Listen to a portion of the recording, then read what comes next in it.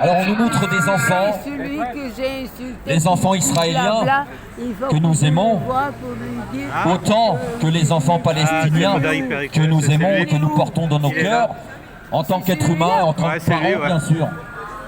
C'est logique.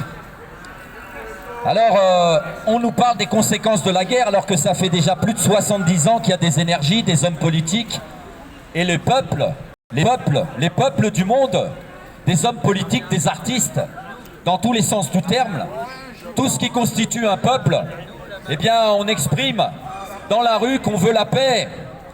On manifeste pour la paix avec des banderoles, avec des pancartes. On a quoi?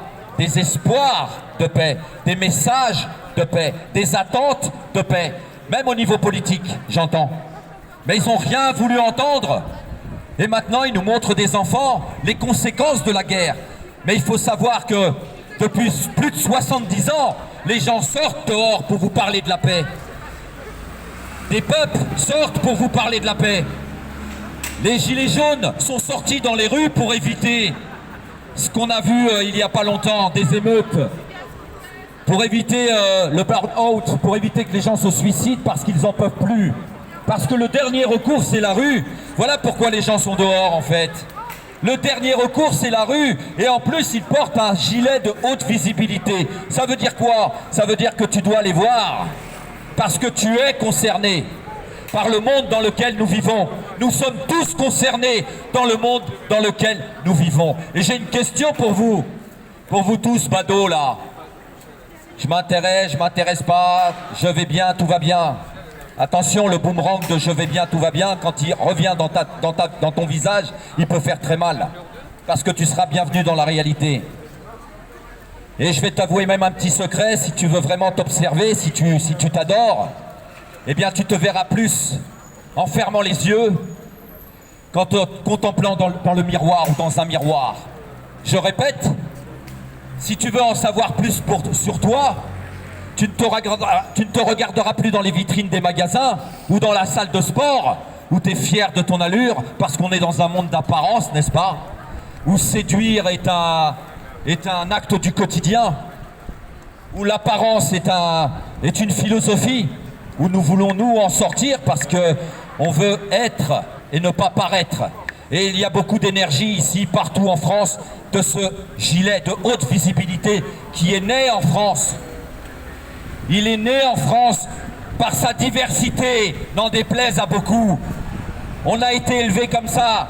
Ça ne veut pas dire accepter n'importe quoi. On n'accepte pas le mauvais et ce qui est mauvais quand on vit ensemble. On accepte l'acceptable, on accepte le respect, ce qu'on nous a appris ici, nos parents et dans l'école. C'est comme ça que je suis né dans ce beau pays, la France, qui m'a accueilli. Et j'ai rencontré plein de gens qui n'ont pas fait la différence par rapport à ma gueule, par rapport à ma couleur de peau. J'ai des camarades dans tous les sens du terme, et ce témoignage-là, vous en avez plein, les radios, vous en avez plein, la télé. Ils savent, ceux qui sont là-haut, ils savent de quoi on parle. Ils savent qu'on est capable de vivre tous ensemble avec respect. Ils le savent, mais ils nous méprisent. Ils nous discréditent, ils nous diabolisent. Mais on a la force qui est en nous. Alors peu importe l'augmentation des carburants, peu importe la vie chère, nous on s'aime.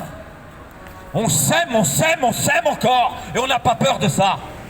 Et un jour, mes frères, mes amis, si vous préférez, suivant vos croyances et votre sensibilité, eh bien on récoltera ensemble les fruits de ce que nous avons semé. Nous semons la paix, nous sommes la paix. Nous sommes ce qu'il y a de meilleur. Nous sommes ceux qui évitons que vous soyez sur les champs de bataille en représentant ce pays. Puisque ceux qui sont de là-haut ne respectent rien, nous montrent encore des images à la télé de bébés. Ils devraient avoir honte.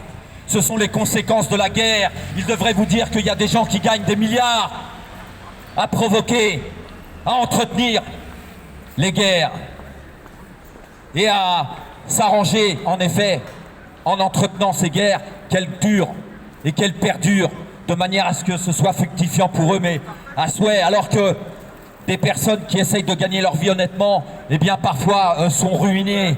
Malheureusement, c'est dans notre société pas rare, n'est-ce pas? Quand vous défendez le meilleur, on essaye par tous les moyens de ne pas vous donner la parole, de ne pas vous recevoir, de vous humilier quelquefois. de vous isoler, n'est-ce pas, de vous réduire et de tout faire pour vous casser le moral. Parce que nous sommes sortis pour l'augmentation. Parce qu'en France, oui en France, nous avons des taxes et des impôts abusives. Ouais, c'est abusé. Alors les gens, ils sont sortis, ça fait 5 ans. 5 années, ils sont sortis dehors pour dire stop. Voilà pourquoi ils sont sortis. Parce que c'est le dernier recours, la rue.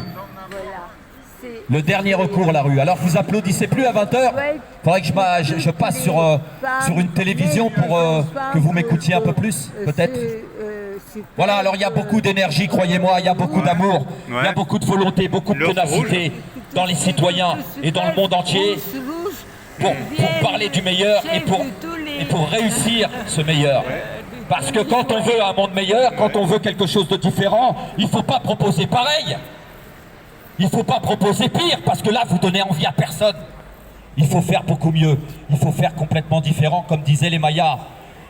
Et là, encore une fois, on va pouvoir avoir la preuve qu'ils se moquent dans tous les sens du terme et partout où il apparaît quelque chose de nouveau, quelque chose de bien plus simple, bien plus pur. Les Mayas avaient prévu la fin d'un monde.